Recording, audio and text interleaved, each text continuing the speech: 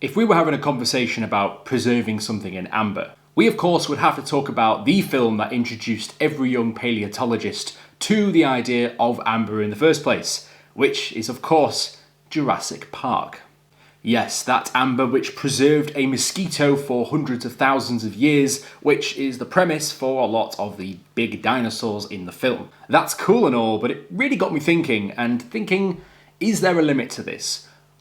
What could you theoretically preserve in amber? And if you could preserve small insects and creatures, could you preserve a human being?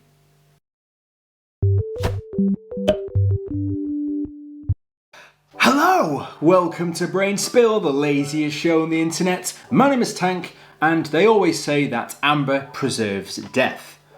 But what exactly does that mean? Amber is basically fossilized tree resin, a sticky resin secreted from trees to protect them from pests that would munch on the tree, which also protects the bark of the tree from various fungi and bacteria. All pretty cool stuff. When the tree sap hardens, the actual organic molecules bond together and form a stronger bond, meaning that the hardened sap, or now amber, can last hundreds of thousands of years. And yes, that's also the case for an animal that might be the unfortunate victim of being trapped in a bunch of this tree resin, which once it hardens will turn to amber, trapping them inside. Which is truly fascinating for science because it preserves whatever's inside, meaning that we might be able to see animals from hundreds of thousands of years ago. Just a few examples of things that have actually been preserved in amber include ants, which are considered to have been preserved for 99 million years. Yes, 99 million. Honestly, 99 million is such a long time, I don't even know how accurate that is, but if it's true, then your lifetime is just a blip in the grand scheme of things. Just bear that in mind. This discovery uncovered 11 new species of ants and assisted with identifying the early evolutionary history of ants, which is cool. Other animals include these cool-ass scorpion species, which people thought were about 23 million years old, early carnivorous plant species, lizards, dinosaur feathers. Yep, that's right, Jurassic Park isn't 100% accurate, folks. Like I said, this is all fascinating and truly gives us a window into the past and where our biological history has come from. These animals and creatures have been preserved for millions of years, so theoretically, if someone was to be encased in amber today, then whatever intelligent life in the future, maybe millions of years in the future, may discover something from today which has been preserved for that long, which again got me thinking. Is it possible to preserve a human being? Well, thinking about it, with the fact that a lot of organic tissue has been able to be preserved for so long, I don't see any reason initially why that would be a problem for humans, if you can get enough amber, that is. Yes, that's right. Based on the fact that this is tree sap, it's not going to be produced in a large quantity at any one given time, which really makes you wonder how theoretically possible it is to get enough amber to be able to encase a fully sized human being. Somehow, even if you did manage to collect enough amber to be able to encase a human body in it, although that sounds incredibly difficult, that's probably not the hardest part about this entire thing. You're still going to run into a fair few problems. When something dies, in particular when it has a lot of organic mass to decompose after death, the decomposition process builds up a lot of gases inside the dead carcass, which is naturally released from the body of the creature. Throwback to my exploding whales video, people. This is fine when you've got a small animal or creature encased in amber because it's not very big, so it will probably just stay put. However, if you've got a much larger animal or creature with more room inside of it to build up gas, then it's very possible you might have a ticking time bomb on your hands, even if it is encased in amber.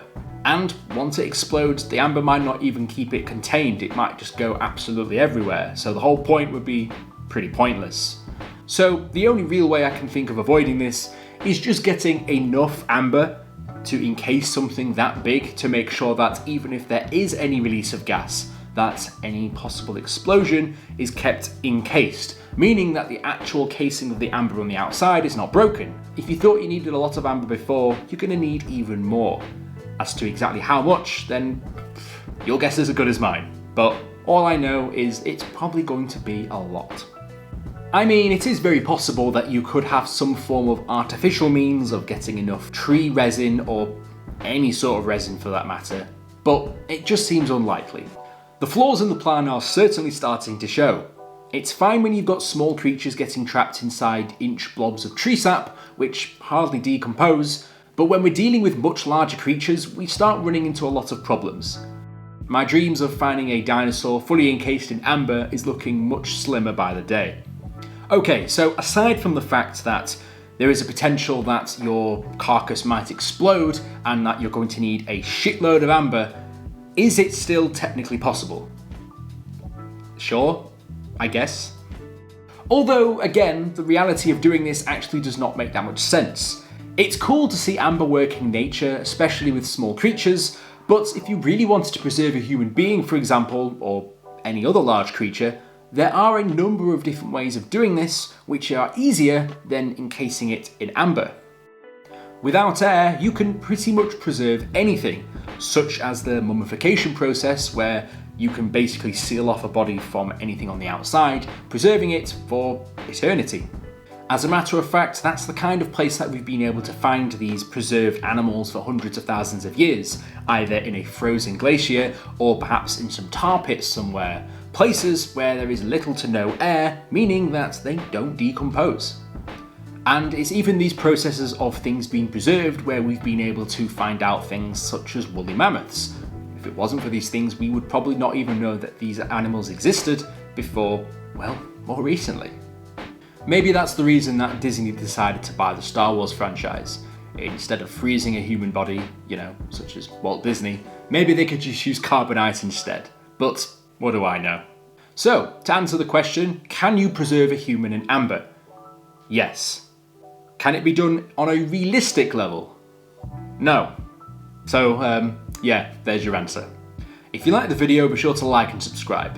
If you want to be notified as soon as I upload my next video, be sure to hit the bell button. And if you've got any ideas for what topics you'd like me to discuss next, let me know down in the comments below. As always, sources used in the video will be in the description. You know what? Me and my pure brilliance, I've got an even better idea.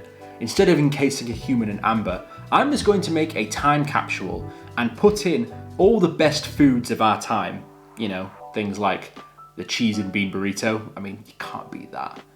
But anyway, my idea is that I'm going to put it in a bag, seal it off from any air, meaning that it is preserved, hopefully, stick it somewhere safe, and then in hundreds of thousands of years' time, some future intelligent race will find my bean burrito and realise that, well, we probably ate like savages compared to them, but at least it gives them a window into the past. And it's a great way to preserve the truly special things, such as a cheese and bean burrito. I'll see you guys in the next video. Fantastic.